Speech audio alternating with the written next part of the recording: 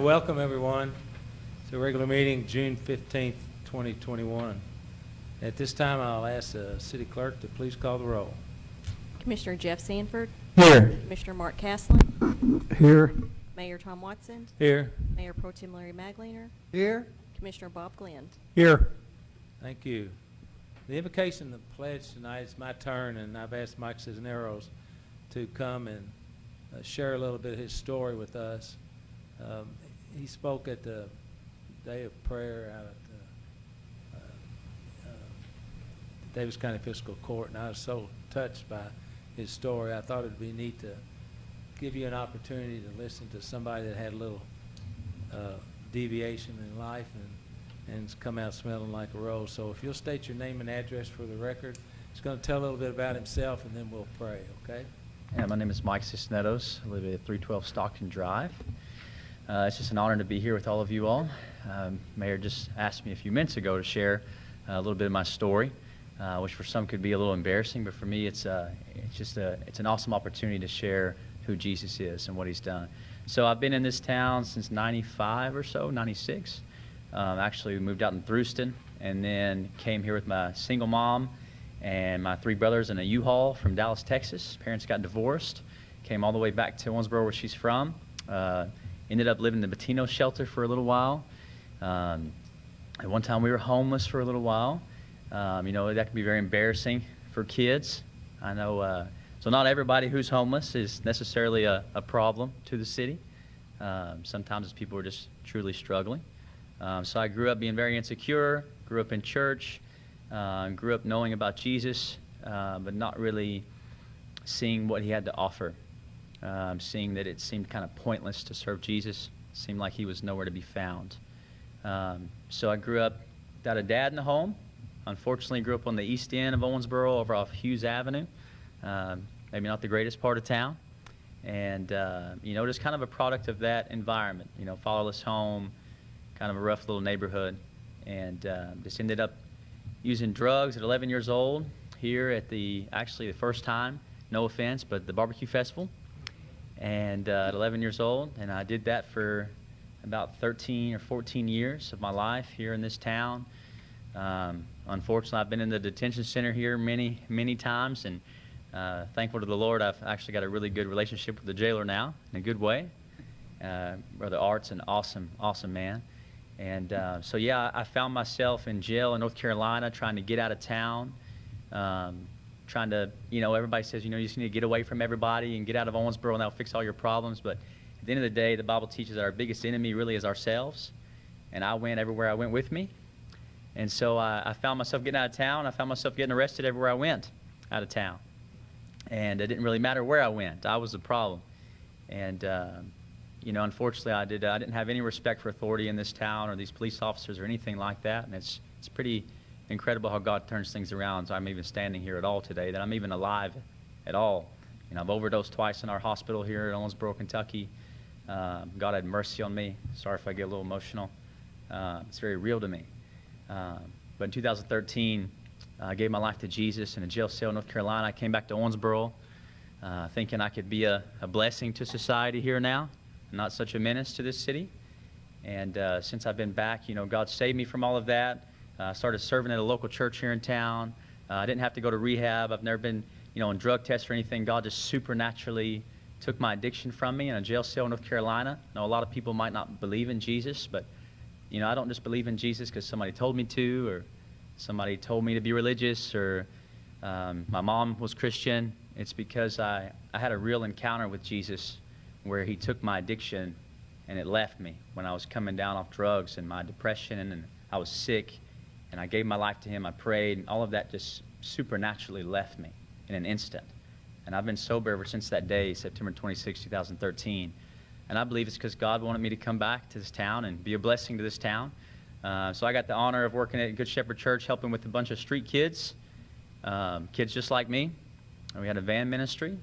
And then by the grace of God, I'm now the senior pastor of that church, which is just, I'm not saying this to brag, but it's really just an amazing testimony of what God can really do.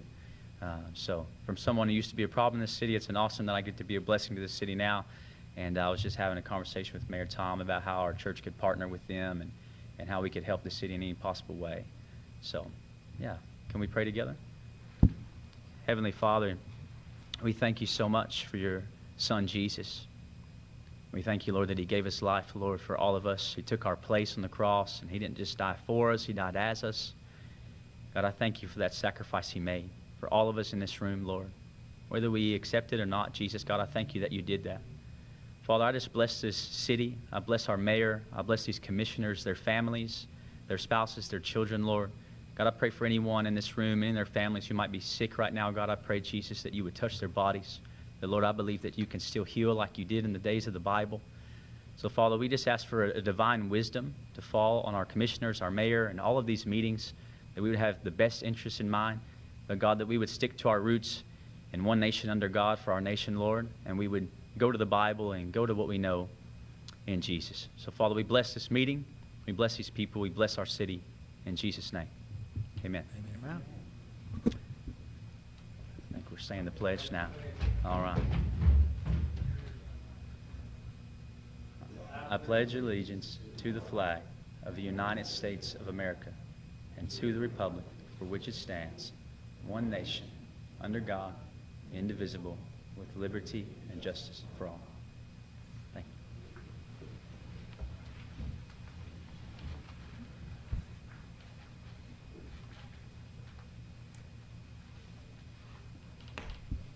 Thanks, Michael. It can be done, can't it? Yes, sir. Okay, item 4 on the agenda is the business. I'd like you to consider approval of the minutes dated June the 1st, 2021. I'll make a motion to approve. Second. Could I have a second, please? Second. Any discussion? Hearing none, all in favor indicate by saying aye. Aye. All opposed?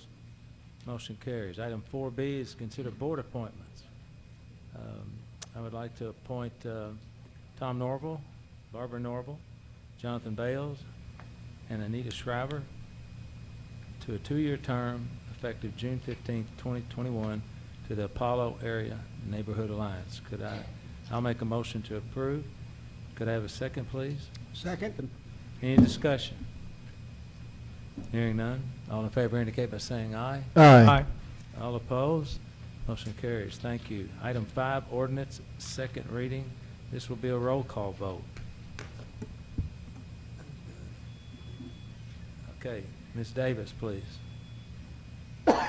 Ordinance 8-2021, an ordinance amending the annual budget for the fiscal year beginning July 1, 2020 and ending June 30, 2021, and amending Ordinance 7-2020 to receive various grant funds to include the first tranche of American Rescue Plan Act grant funds, to provide for appropriations due to shortfall primarily from COVID-19 pandemic, the purchase of the Lincoln statue, receiving half of the cost from the Young Foundation, the purchase of real estate, additional developer annexation reimbursements, and for revenue and expenditure of secondary police employment.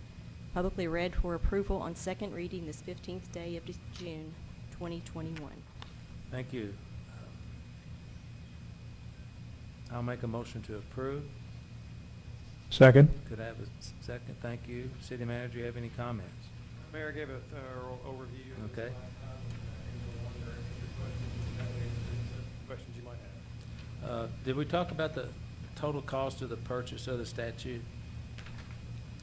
We did, but I'm happy to review that if you'd like. Sure, if you don't mind, Sure. please. The total value of the statue is $57,000, and we were giving a discount and credit for previous lease payments made.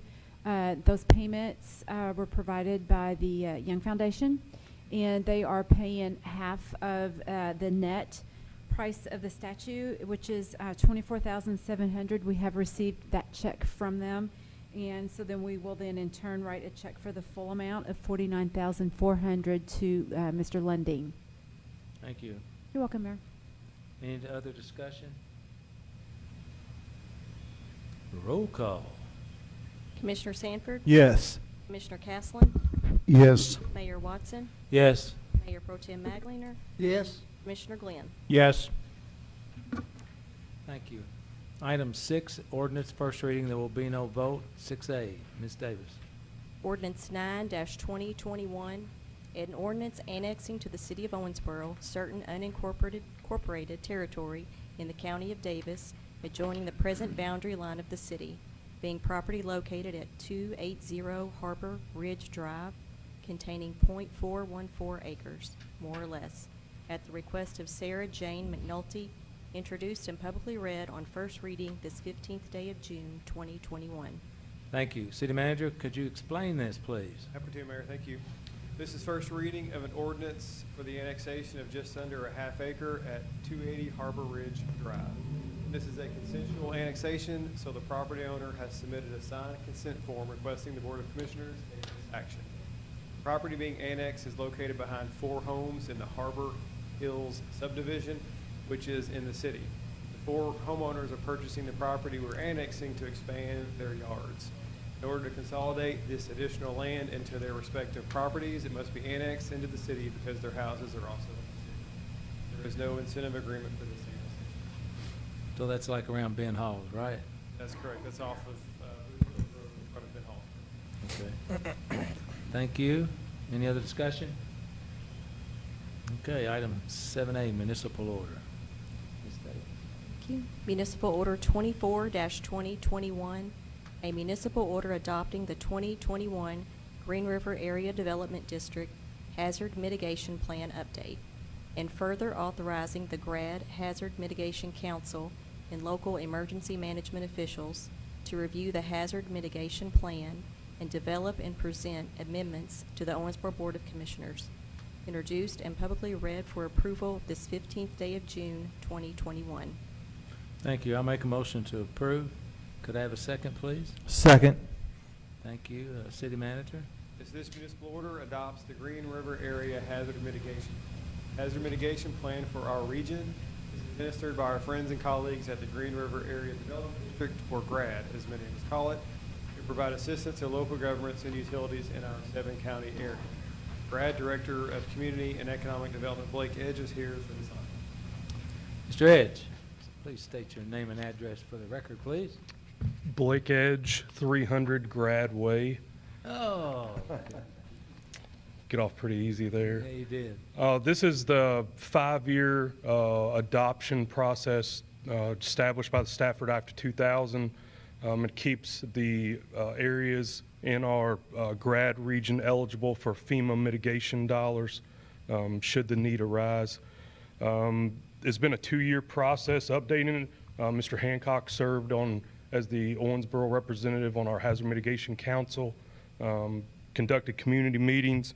The Kentucky Emergency Management is now approved, and it is under FEMA review. When they finish, after 45 days, it will be available for hard copy. It's about 800 pages, so it is available currently on our GRAD website. Feel free to look at it, and when once it's finalized by FEMA, we'll make hard copies available for anyone who desires one. So, short version, what does this do for us? We go through and we conduct a risk assessment. We map all critical infrastructure, and really the goal is to develop projects to reduce the cost of disasters. So, and it's required by FEMA to be adopted by each community. And whenever a disaster happens, or a declared disaster in Kentucky, that makes any county, city, entity can apply for mitigation dollars. So without us adopting it, we can't get mitigation dollars. Correct. Pretty important then. Thank you. Any Another other? question. Commissioner Castleton, Thank you. you're welcome. Does it have any kind of plans in your 800 pages for, say, if there was a giant earthquake or something like that, as to how the city and the county should work together to handle that, or is it? That is more of the emergency management continuity of operations plans. What this does, it goes into the historical events of each natural disaster, earthquakes, for example. We take all the historical events and we explore what may happen in the event of an earthquake. and then we come up with projects that would in essence help if an earthquake were to happen. And then those projects can be applied for, through these mitigation dollars. Okay, thank you. Will it help us with our earthquake insurance? It will not help with earthquake insurance. It does, however, help with flood insurance. Flood insurance. Yes, sir. The CRS points that that come about through this process significantly add to our CRS total for the county. And CRS means? The community rating system. Okay, thank you. Yes, sir. Anything else? Commissioner Glenn? So in this analysis that you do you do any risk factor analysis, like how likely an event like an earthquake or a 100-year flood is likely to happen? Because we're overdue, based on what I've read, for the New Madrid fault to go crazy. We've had some 5s in the time I've lived here, and you feel those, but they don't do too much damage. Correct. So what we do is we have a program called HAZUS, and it is a computer simulated model. And currently there's actually a seismic study being conducted by the University of Kentucky that measures liquefaction. If an earthquake were to happen, what would happen with the ground? And so those figures go in, and then we take our PVA data and put those in this HAZUS software. And so it generates, whether they're accurate figures or not, it is an estimation still of what would happen if a 5.0 or a 7.2 earthquake were to happen. So we do include those factors in there. The other thing that we do is Davis County Emergency Management conducted a risk analysis in conjunction with the hospital, and so we included that in there in the appendix as well. Thank you. Yes, sir. And thank you, Mayor. Good question. Anything else? Okay.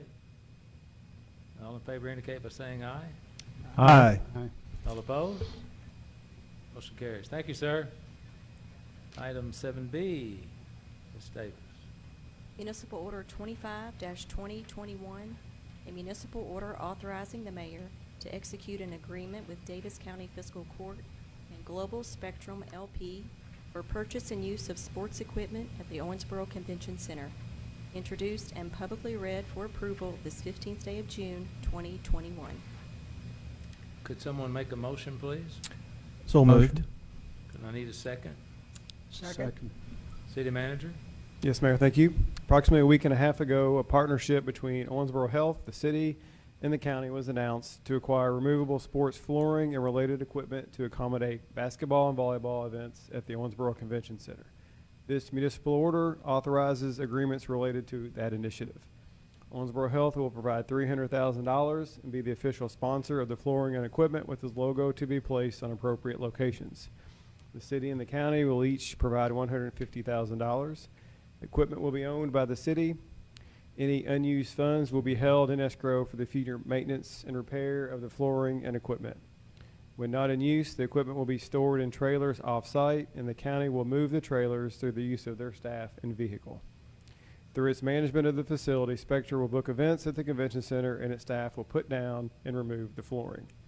This is a fair and reasonable partnership for the community. These assets will only enhance Owensboro's reputation for sports tourism, a reputation well earned over the last 20 to 30 years. The partnership provides equipment to pursue events that could not otherwise occur in the convention center, which will help reduce the few weekends when events are not scheduled to take place. Okay. Any other discussion? Ms. Alexander, would you speak to this, please?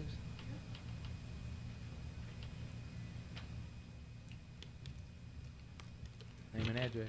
Laura Alexander, General Manager with the Owensboro Convention Center.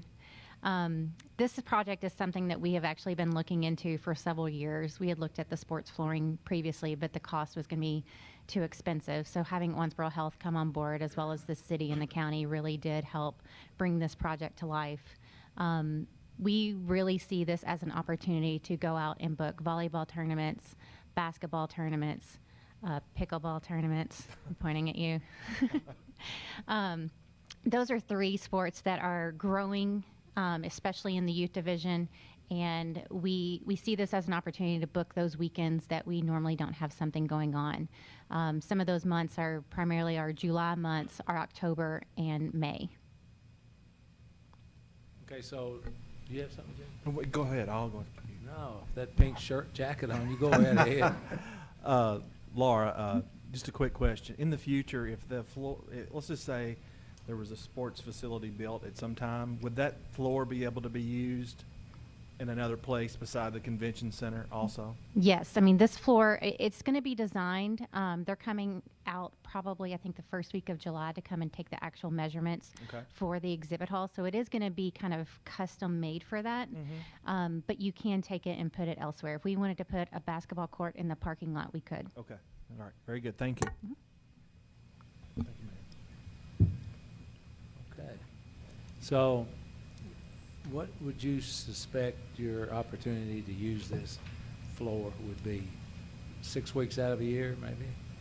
There's going to be various weeks. I think 6 weeks is a good kind of base just to kind of see how popular it is. There is opportunity, again, to do local tournaments where if the local clubs wanted to host their own invitational tournament.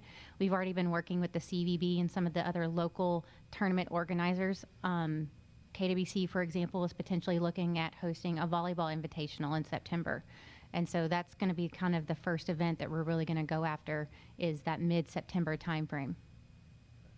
Because I was kind of indifferent about this whole approach because, you know, to me, you know, well, I'd like to basically pigeonhole this money for when we do have an opportunity to have an indoor sports facility. But, you know, with you in charge, I'm sure we're going to get maximum benefit. So I'll have to go ahead and agree to this. But I still think, you know, we're kind of missing the boat to not try and work towards an indoor sports facility at some point in time. I think this is a great in-between just to kind of see what the demand is for sports here in Owensboro. And we could always take this floor and put it inside the indoor sports facility if needed as well. Yeah, that made me feel a little better. Any other discussion? I Mr. just Glenn. have one question regarding volleyball, because that's one of the sports you can use for this floor. Have you had conversations with the high school group that puts on the huge volleyball tournament? I think it's in the fall. I want to say the Slam Down or something like that. Apollo used to be the host, but they literally can't run the thing out of 3 facilities when my daughter played. I would think that we could host that and centralize it. But I know you're busy. Have you had any conversations, Laura? Not with them probably in particularly, but just this morning I got a phone call from a gentleman who's here locally who's wanting to talk about volleyball tournaments. Okay. Yeah, I think that's a pretty good-sized high school tournament, so you might want to reach out to Apollo. I think Yeah. they were the host. Apollo or Catholic. Yeah. Either one is a good choice. I did throw this out at a 3rd Region basketball meeting that we were going to be getting this floor because they were talking about Apollo hosting it. And I said, we're going to be able to have 9 courts all at one time. You could get that thing done in 2 days. So how'd they receive that? Go ahead, Commissioner Castleton. Sorry about that. Thank you.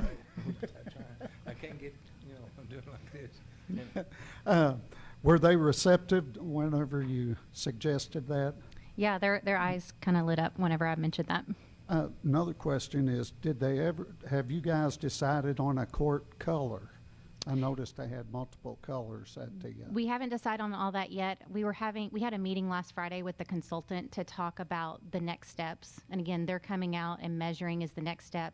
He's also going to send some images of other courts that kind of have that color dimension that we were talking about. But they're also suggesting that we do not paint the lines, because if you're going to have so many different lines with all the different sports, they're suggesting to tape them down.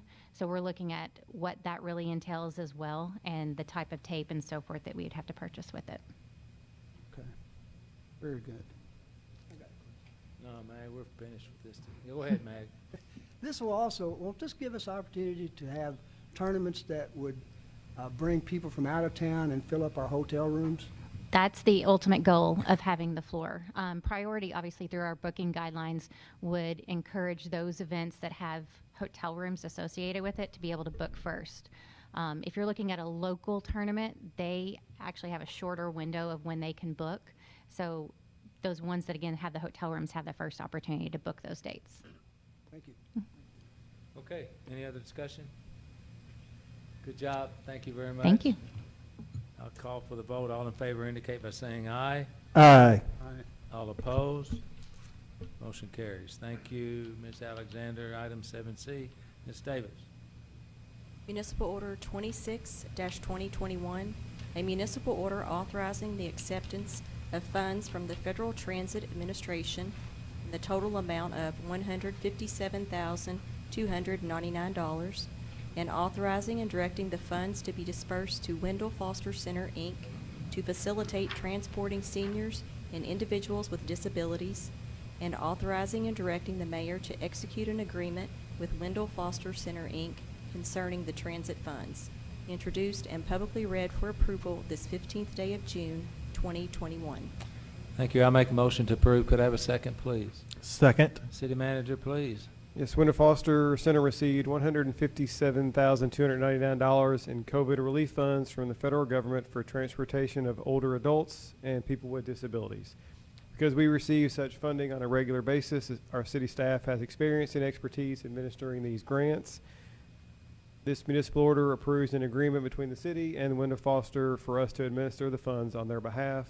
We are happy to help an organization such as Wendell Foster, who provides such an important service to our region. So Ms. Canary will be involved in this? She will. She's a good one. She is. Okay, any other discussion? Hearing none, all in favor indicate by saying aye. Aye. Aye. All opposed? Motion carries. Thank you. Item 7D, Ms. Davis. Municipal Order 27-2021, a municipal order authorizing and directing the mayor to execute an addendum to Memorandum of Agreement with Senior Green LLC, establishing the duties of the parties for improvements to Hayden Road and Fairview Drive, introduced and publicly read for approval this 15th day of June, 2021. Okay, could I have a motion to approve, please? Motion. Could I have a second? Second. City manager. In August of 2020, the Board of Commissioners approved an agreement with Senior Green LLC regarding the construction of the Fairview Drive extension from its current termination in the Down subdivision to the intersection of Hayden Road and Highway 603. That agreement provided the terms of the project, including the funding and the schedule. The schedule in the agreement requires base asphalt for a portion of the extension to be placed by June 30th at the end of this month. However, excavation on a contiguous property needed to move dirt across the path of the Fairview Drive extension, which caused a slight delay in street construction. Because of this delay, both Senior Green and the city agreed to amending the current agreement to provide a 6-week delay for the deadline in this section of asphalt, moving it from June 30th to August 15th. Other than the 6-week schedule change, all other aspects of the agreement remain the same. Okay. So what about the portion of the road that the Davis County School Board has to do with that little turn to the right where they're worried about that ramp? Is that all taken care of? Worried about that little hill there?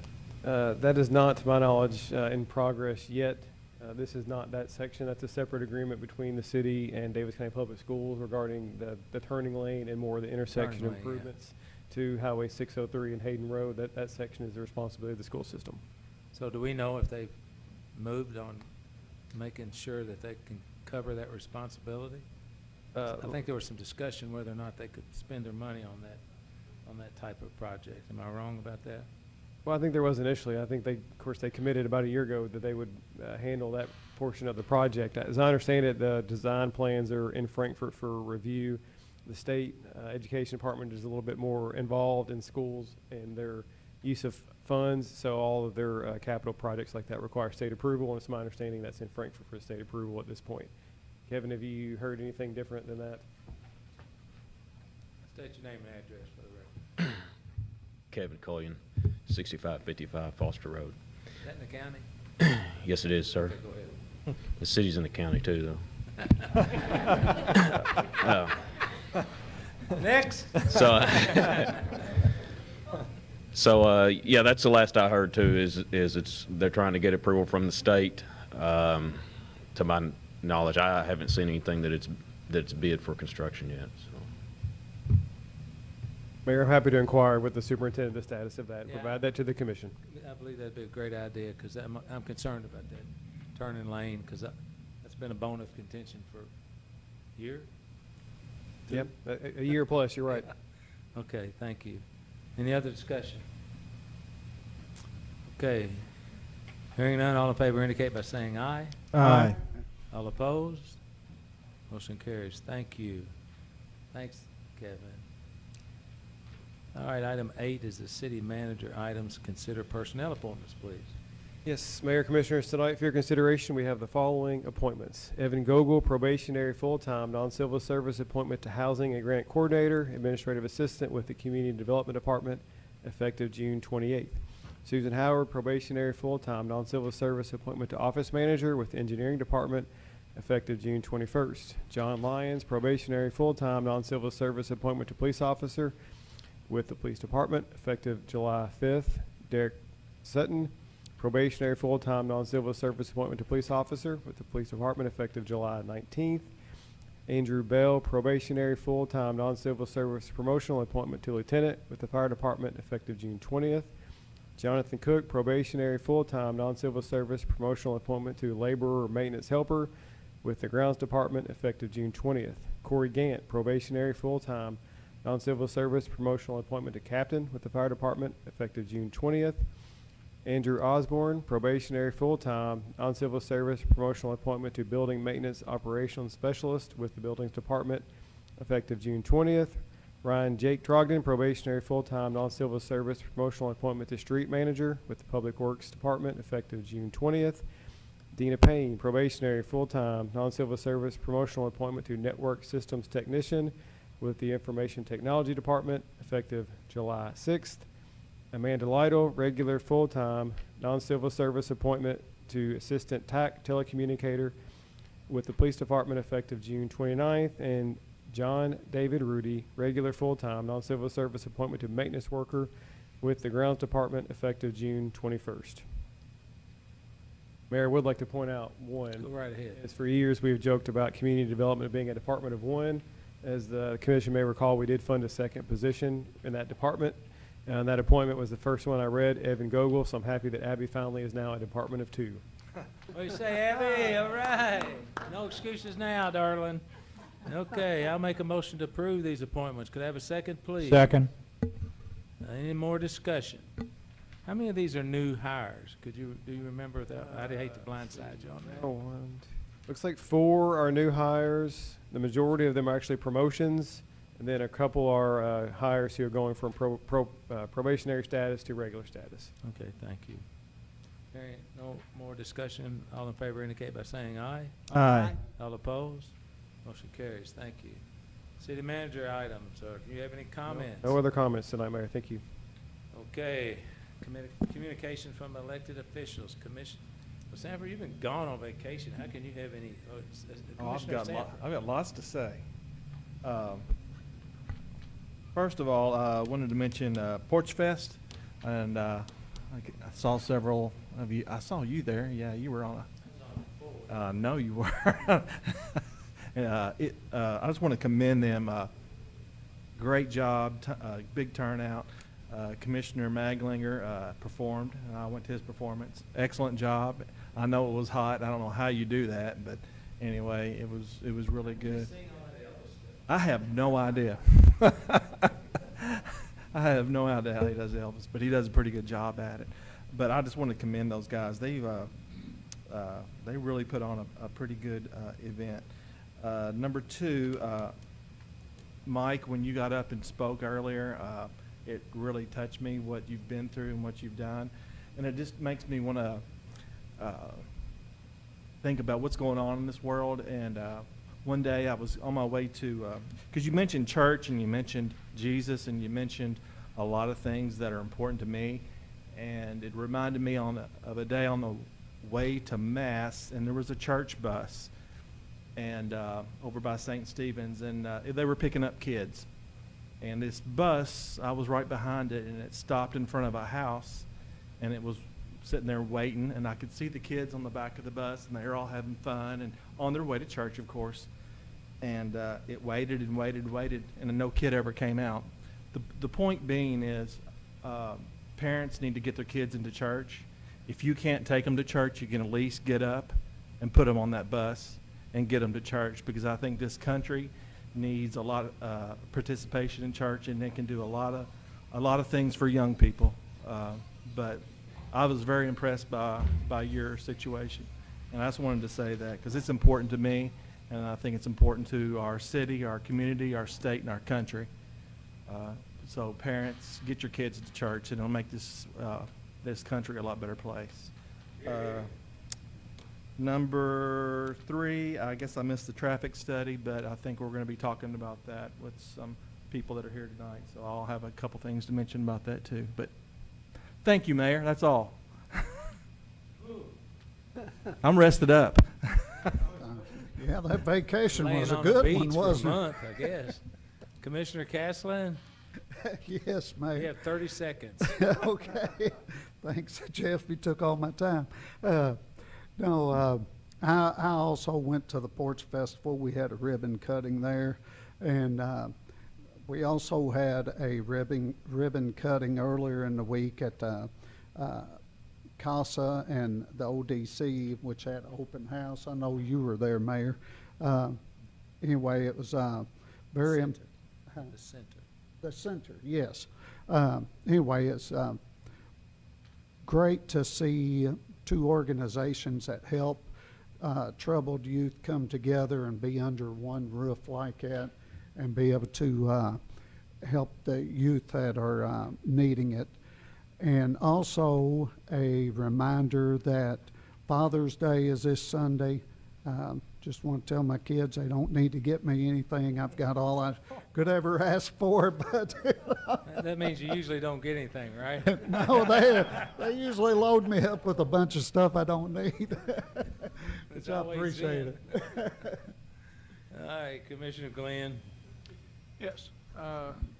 I attended the Lions Club 10-year anniversary for the Soapbox Derby track. Full disclosure, I am a Lion. And it was a wonderful event. Mayor Payne joined us. That facility has become a world-class facility for Soapbox Derby competition. And they are going to need some help from us in the next year. But I thought it was wonderful. And I've worked some of those events, and the young people who are involved in it, it changes their lives because they get to work with mom or dad, putting the car together and then racing. And there's a collegiality. I've driven the kids up and down the hill, and they're not competitors. By the time they're done, they're friends. So that was a really neat event. I attended the awards for the Western Academy, the Neville Center.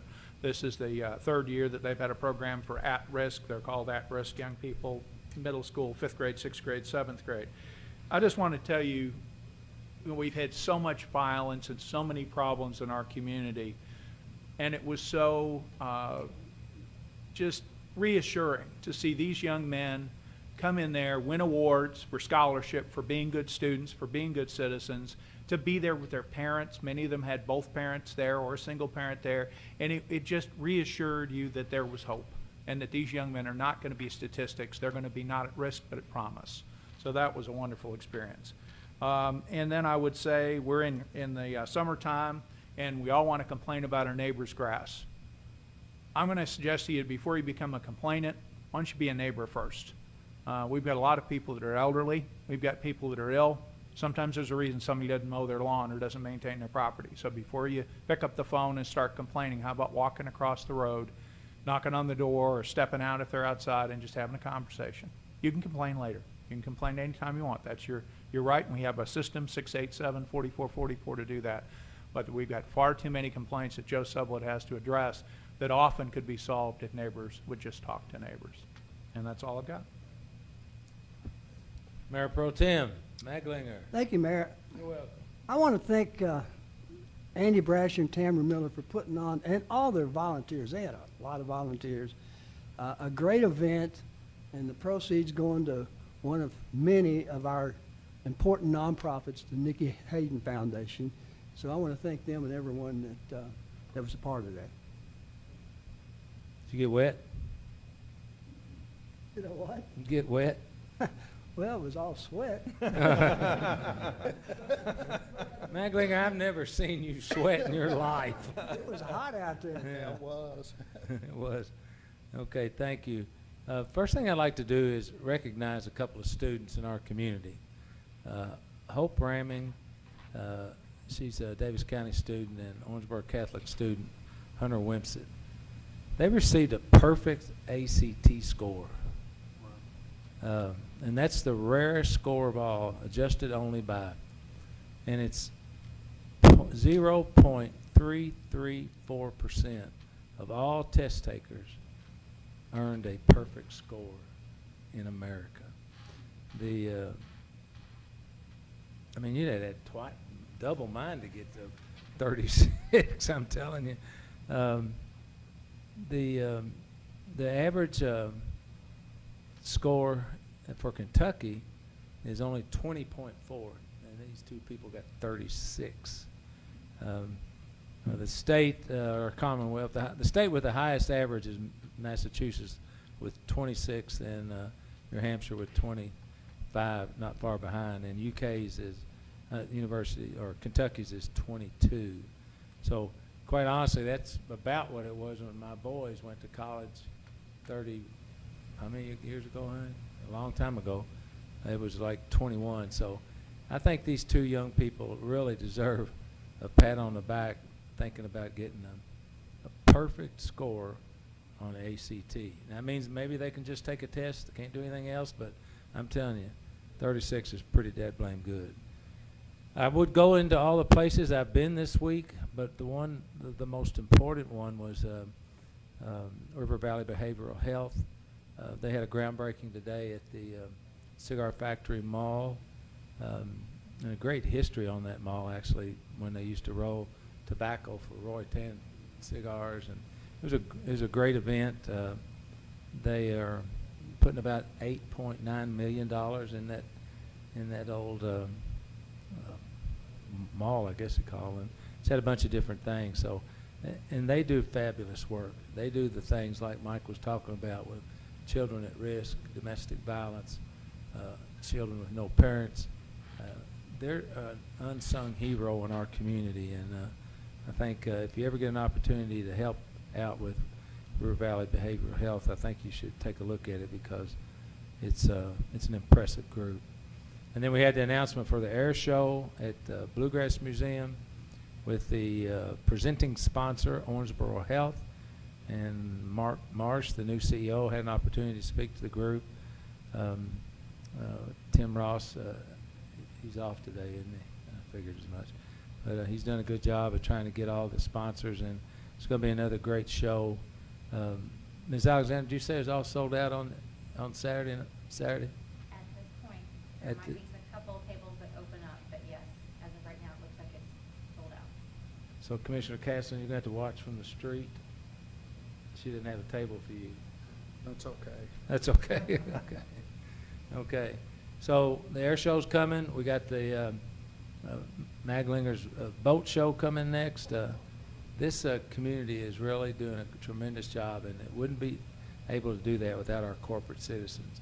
Independence Bank, they're always one of the first ones to step up and help out with things like this. And the fact that the Owensboro Health is actually the presenting sponsor is really big. I'm so glad that I had an opportunity to do that. So that's all I have for tonight. At this point in time, since this is a regular meeting, I get to read this. Everybody gets to talk? City manager, you have anything to say? No. Open public forum. Members of the audience are invited to address the City Commission on any matter of public concern that was not on tonight's agenda. Comments are limited to issues within the scope and responsibility of the Commission. The Commission meetings are held to conduct city business for the benefit of the Orangeboro citizens and taxpayers. At this time, anyone who wishes to address the City Commission, please make their way to the podium to be recognized. Speakers must state their name and address for the clerk's record and limit their remarks to 3 minutes or less. Since the item is not on the agenda, no response is required from the city staff or the commission. And the mayor reserves the right to extend the time or cut them short. Anybody like to speak tonight, please make their way to the podium. Yes, sir. My name is Bill Brown. My address is 1420 Waverly Place. Okay. My business partner and I, John, own the pub on 2nd, and we lease 116 and 118 West 2nd Street. Kind of get closer to the mic so people at home can hear you too, Yeah. please. We lease 116 and 118 West 2nd Street. I respectfully ask you all to revisit your traffic study that was in the works session last week. In it, You talked about 10,000 cars a day approximately down 2nd Street, which is a major thoroughfare. Well, 86% do at the speed limit or below. That tells you that 14% are at the speed limit and potentially above. To take those numbers out, that's almost 1,400 cars a day. So as a business owner, we see that as lots of liability for us, the property owner, and as for you, the city. We had an incident where there was an accident the first Friday after 5. Luckily, no one was injured, but it was a very close call. Those flower pots out there can potentially save lives. We would like for you to, if those things can be secured somehow, you know, if we can talk about, John's got some other things that we would like to see done, but we would just like for you guys to look at that traffic study and not just think there's no problem. There is a problem, and several of you are patrons, and we appreciate you coming down. And you know and see and hear the problems that we deal with nightly. So we ask you to take a second look at that, and then John will have some ideas that we think. So, just to be clear, you're for or against closing that strip?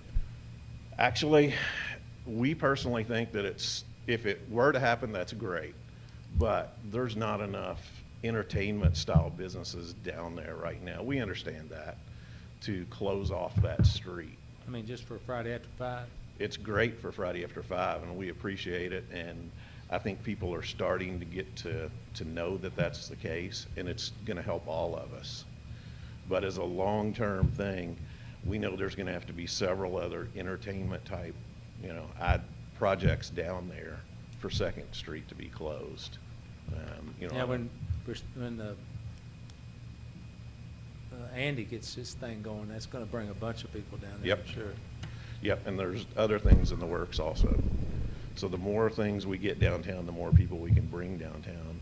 You know, maybe that's something 3 years, 4 years, 5 years down the road that can come to fruition. Okay, But we appreciate your Yep. perspective on that. And we do have some suggestions. Okay, bring them on. You had the easy one, now give him the tough one. John Condre, 2120 Griffith Place West. I'm co-owner of the Pub on 2nd with Bill. Things that I know that was mentioned in the study, possibilities. Am I close enough where you guys can hear me? Yeah, you get And I have a loud voice too, so I can Let her stand rip, back baby. there. Yeah. You know, one of the first things I think is a possibility, and I've said it. I've had interviews with the news people always come to me for some reason. It's like I'm the first person they come, they want Yeah, to talk loud to. So you voice. probably exactly. So you probably see me on TV, and I try to be positive about everything downtown. I always have been.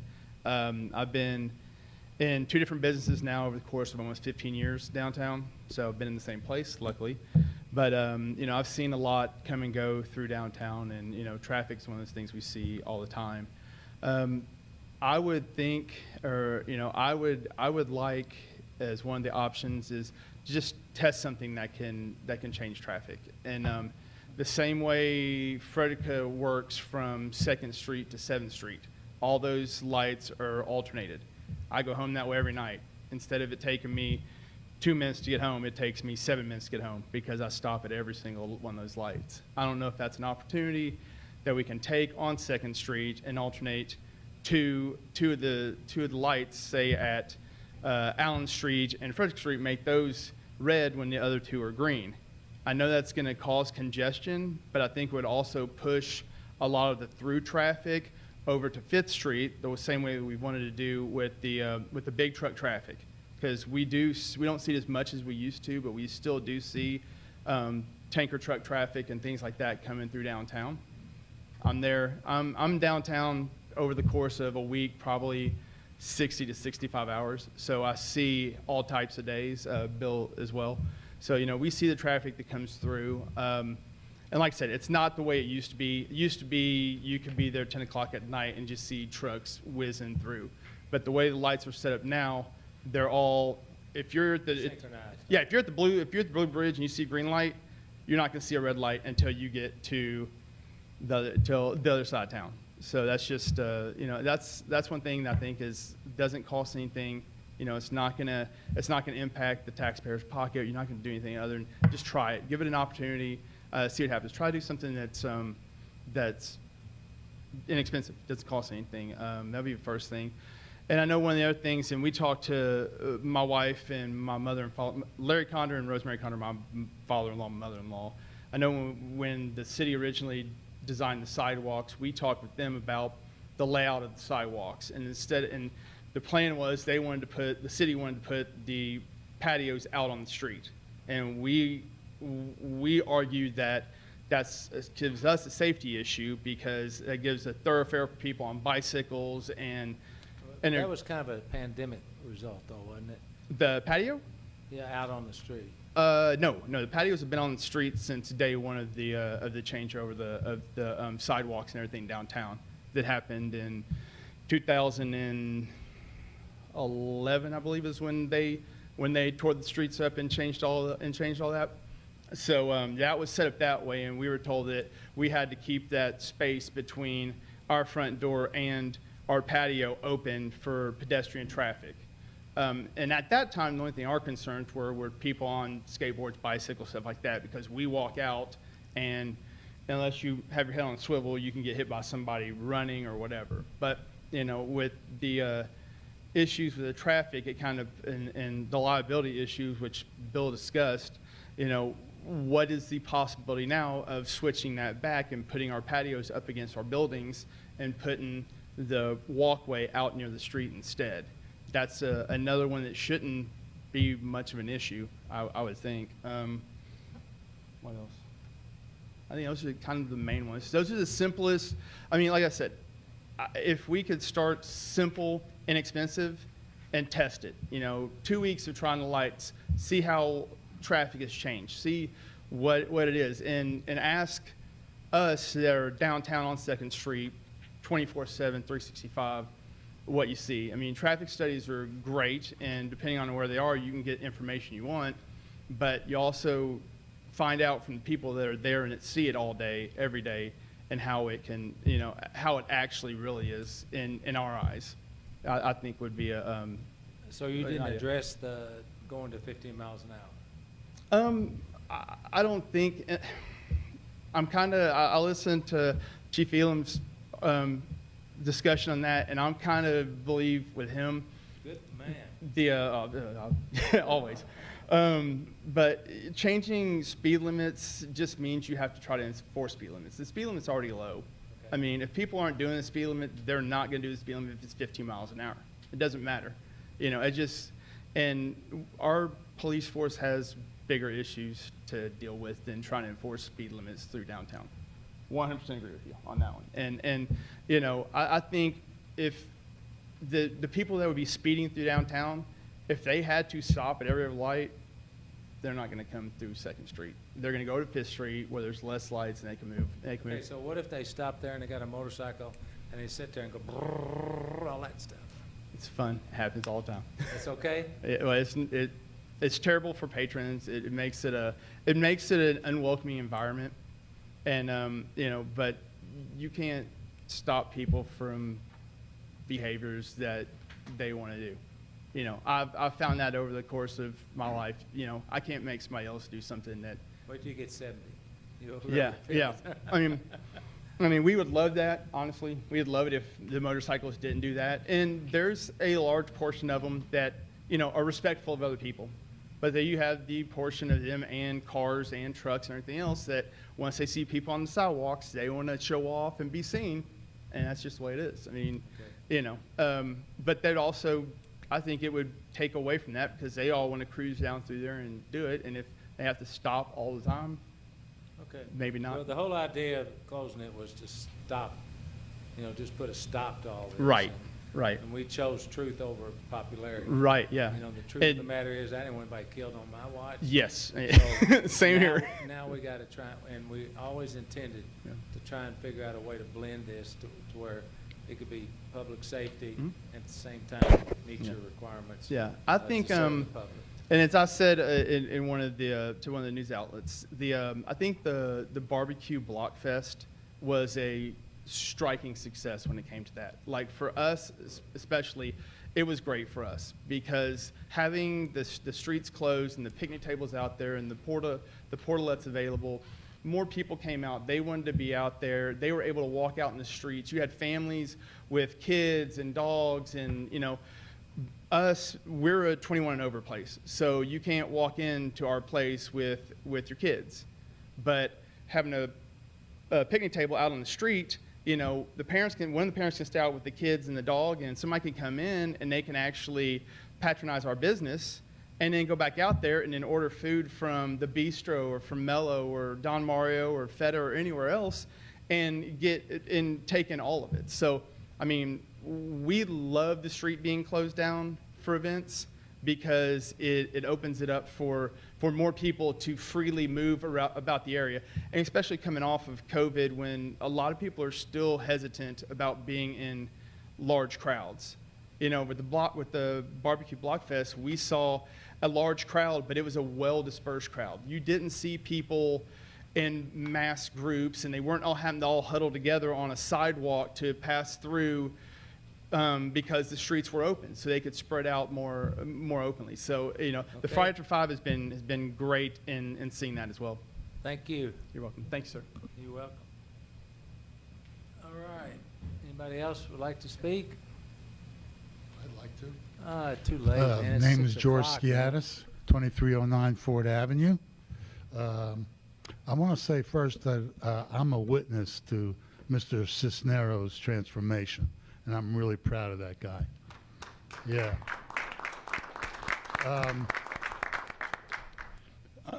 I want to observe a timeline. There was a time on 2nd Street when my staff, when we had downtime, we could foot race between Allen and St. Anne.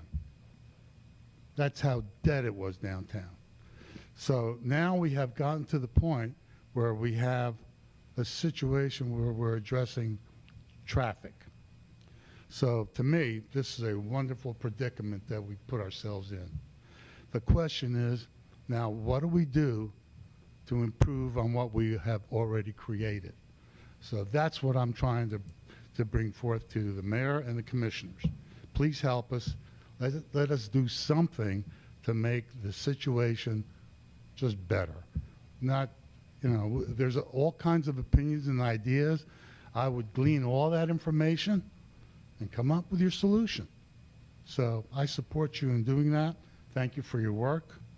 And my only other opinion is about noise, and I don't know how to address that. I do know several families that have moved out of downtown because of the noise issue. I don't know what else to tell you about that. Any questions? How long have you been a restaurateur? How long have I been in the restaurant business or bistro? No, altogether. 45 years. Okay. Just checking. Yeah. It's been a blast. How are you? Go. Okay, anybody else? Stephen, you got anything to say? Okay. All right. I'll make a motion to adjourn. Could I have a second, please? Second. All in favor indicate by saying aye. Aye. We are adjourned.